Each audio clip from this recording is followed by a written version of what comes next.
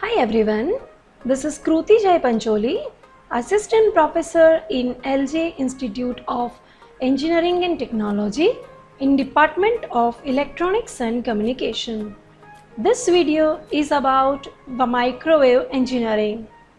Unit Analysis of Microwave Transmission Lines and Waveguides. With that, we also learn about the mathematical model of a microwave transmission. So from this video again you will learn about the transmission waveguide, rectangular and the waveguide part 4. So today there will be the end of the unit number 2 and unit number 3 of microwave engineering syllabus. Rectangular waveguides, TEM, TE and TM waves, cutoff frequency, wave propagation and the wave velocity. Waveguides, we again learn about that. It's a rectangular waveguide, circular waveguide. We have studied the rectangular waveguide or the circular waveguide that filled with the material, the electric material, and having the two dimensions, the A dimension, wide dimension and the narrow dimension. It can be the look of the fiber optic cable, okay? So optical fiber that look like this, the inner conductor, outer conductor, having the permittivity value mu epsilon r1, epsilon r2. Here the dielectric waveguide having the permittivity, that is the epsilon r. We studied about this, what is the TEM wave. It's a transverse electromagnetic mode, and both the electric and the magnetic components that were transverse or the perpendicular to the direction of the propagation. We also know that it supports the non-TEM mode. And which are those non-TEM mode? Non-TEM mode, that are the TE and the TM mode. So in general, the term waveguide that refers to construct only support non-TEM mode of propagation. Such constructs share an important trait.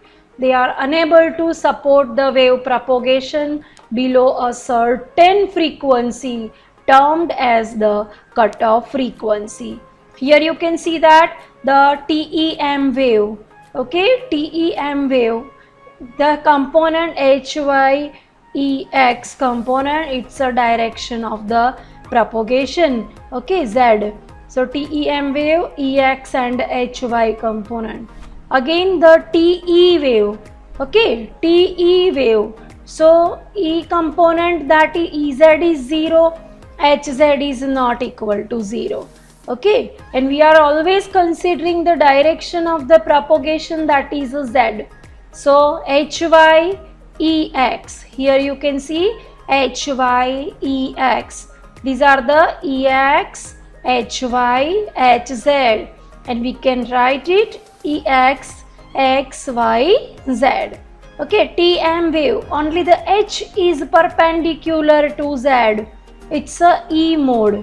It's also the known as H mode because the H components are there. Over here only the E components are there. So this way the waveguides, okay, that are there. Rectangular waveguide. Here again the rectangular waveguide with internal dimensions of A by B. The waveguide can support TE and TM mode. TE mode, the electric field is transverse to the direction of propagation. In TM mode, the magnetic field, that is transverse, and electric field component is in the direction of the propagation. The order of the mode that refers to the field configuration. As I also discussed last time, TEMN, TMMN. The M, that subscript that corresponding to the number of half wave variation of the field in the X direction. The N subscript, that is the number of half wave variation in the y direction. So both are the half wave variation along the direction x and y. We have also learned about the dominant mode. What is the dominant mode?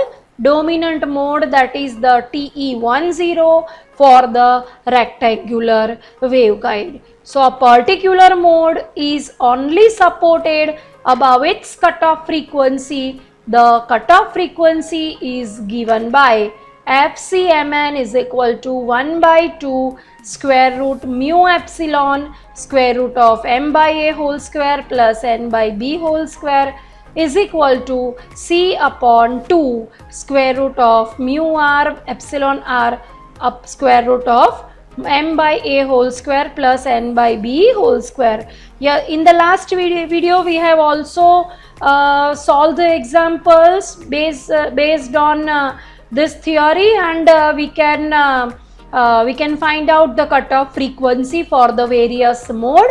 By putting the various values of the m and n, we are able to do this. So TE and TM greater than equal to 1 conductors or dielectric, TEM 2 conductors. So number of conductors that are in the TEM case, it is 2, it is greater or equal than 1. So this mu is equal to 1 upon square root of mu E. So it is equal to the square root of mu is equal to mu 0 mu r epsilon 0 epsilon r.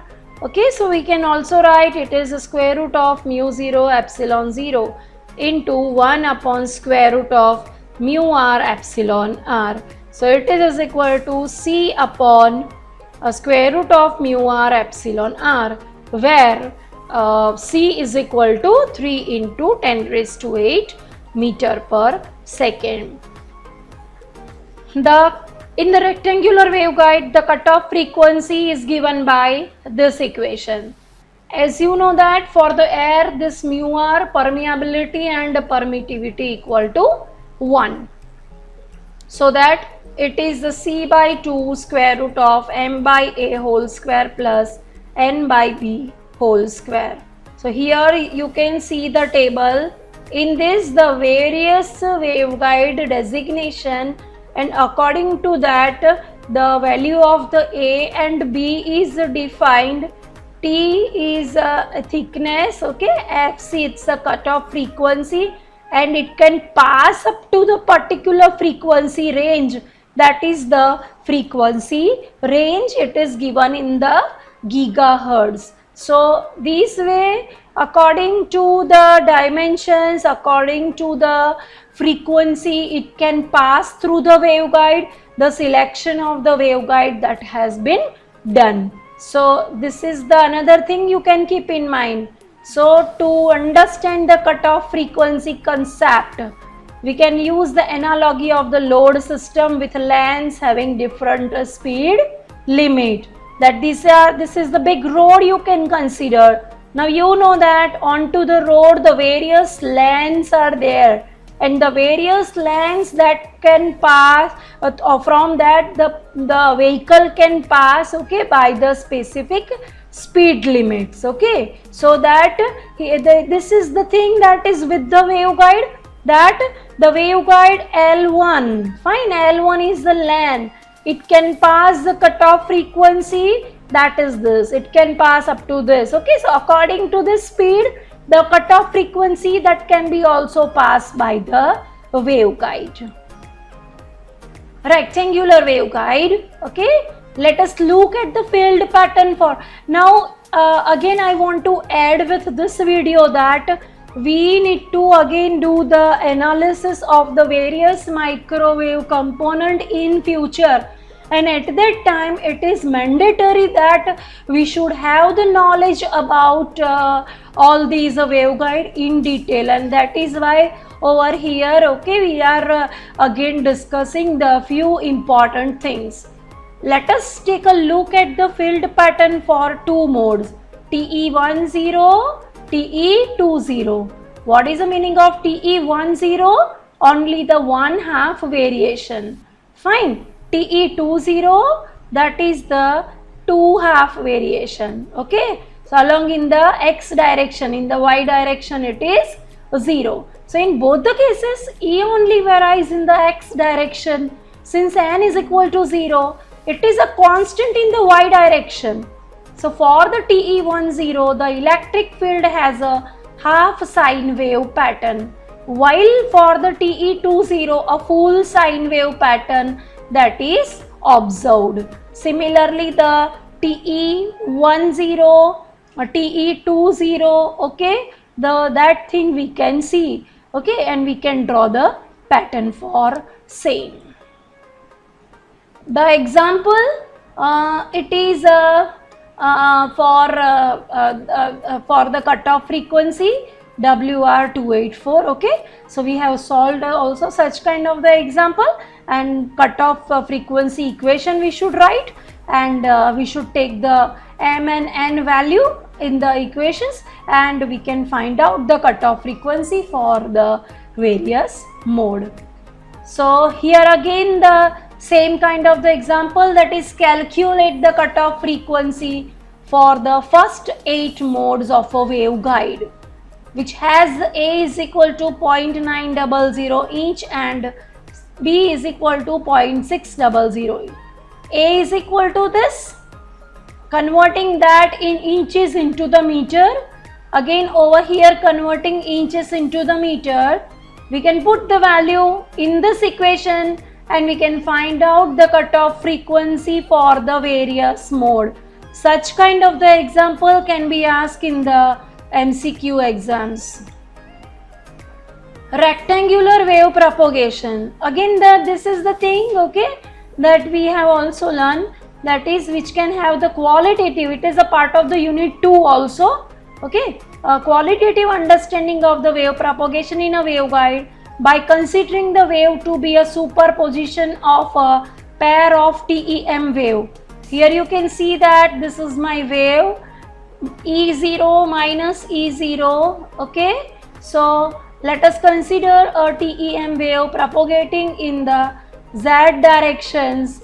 Now figure shows that the wave front, bold line indicating the constant phase at the maximum value of the E0, and lighter line indicate that the phase constant phase at the minimum value minus E0. So this way the wave propagate with the velocity, and where U is the subscript indicate the media unbounded by the guide walls.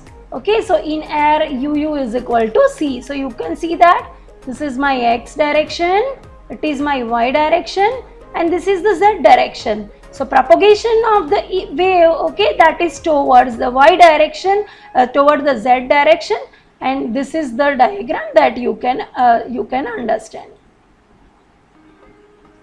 Now consider a pair of the identical TEM waves labeled as U plus and U minus in this figure, okay, U plus, U minus. U plus wave is propagating at an angle plus theta onto the Z axis, while the U minus wave propagating with the angle minus theta. So these waves are combined in the figure B. Notice that the horizontal lines can be drawn on the superposed waves. You can see that this my wave, this my wave, okay. So these are the superimposing on this, fine. So along these lines, the U plus wave is always 180 degree out of phase with the U minus, okay. We know that E is equal to 0 for the perfect conductor, okay, and we can replace the horizontal line of a zero field with a perfect conducting walls. Now U plus and U minus are reflected off the walls as they propagate along the waveguide, and the distance separating adjacent zero field line in the figure B. This over here you can see that this is the transmission line, dielectric material, and the waves that can be propagated through this particular the media. Now here the separation at A and the change in the frequency, we must also change the theta value. So therefore we are able to maintain a propagating wave. So it shows the U plus wave, okay, they are front to the U plus wave. So the edges of the E plus E0 wave front, okay, and the minus E0, okay, front, okay, they are separating about the lambda by 2, and the propagating mode m is equal to 1. So for the any value of m, we can write by simple trigonometry sine theta is equal to m lambda by a. Okay, so lambda is equal to 2a upon m sine theta uu upon fc. Okay, so for the cutoff wavelength, for the critical value, it is the fc. Fc is the cutoff frequency of the propagating mode. So this way the sine theta is equal to lambda upon lambda c, it is fc upon f. Similarly, we can also find out for the wave propagation, okay, that time TAC that it takes for the wave front to move from A to C. Okay, so A to C, so it is equal to distance from A to C divided by the wave front velocity. So by putting this value, we can obtain the equation. Okay, so it is the LAD is equal to m lambda by 2 upon cos theta. So this time the TAD to travel from A to D is TAD is equal to LAD upon UP. This way we can also write the equation of the wave velocity. It is C upon square root of mu r epsilon r. Phase velocity, it is also denoted by this equation. Okay, group velocity, again you can write it by this equation. So phase velocity, phase constant, guide wavelength for the this rectangular wave guide, we can find it by using this equation. Impedance, the waveguide impedance is what? It's a transverse electric field. It's a ratio of the transverse electric field to the magnetic field for a propagating mode at a particular frequency. So it's for the TE wave and the TM wave. Again, we can solve the examples, okay, as we have solved last time. Consider WR975 is filled with the polythene. Find UU, UP and UG at 600 megahertz. So we can have from the table WR975, the value of A is equal to 9.75 and B is equal to 4.875 inch. You need to convert that inch into the meter and you can solve it for the further example. So FC10 equation is this, C upon 2 square root of epsilon r A. By putting the value, we can find it out. It's a 403 megahertz. Okay, 403 megahertz. Now again we are finding the frequency for that, which can pass it, okay, for the 600 megahertz. So it is 0.701. Okay, so UU, it's a C upon square root of epsilon r equal to this mu P and mu G. Let's determine the TE mode impedance looking into a 20 centimeter long section of shorted WR90 waveguide operating at 10 gigahertz. So we can also find it out from the table. The WR90 A is this and B is this. Putting the value in the FC equations, you can find it out the answer. Next, the impedance look into a short circuit is given by. Now here the diagram is given to you. This is the 20 centimeter looking at this. ZEIN is equal to J10TE tan beta L. So we are putting the value for that. Okay, that suppose this value is at 10 impedance value. Okay, for this it is suppose 500 ohm, so it is the tan 150 radian per meter into 0.2 meter. So this is the J100. Okay, so this is the thing. Okay, when the values are given to you and you can put it and find out the answer. Similarly, we can find out the mode impedance, mode propagation, Z and beta for the waveguide. So thank you very much everyone.